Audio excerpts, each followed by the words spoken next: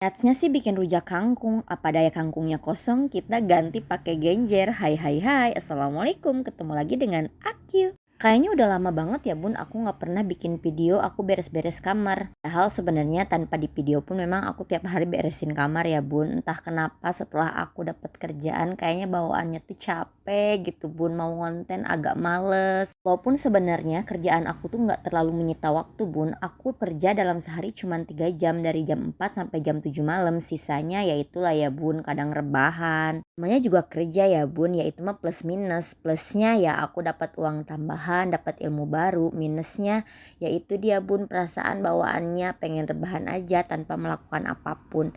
Oke bun, setelah aku selesai rapihin kamar, aku mau lanjut ngeringin pakaian. Sebelum aku jemur, aku mau makan rujak genjernya ya bun.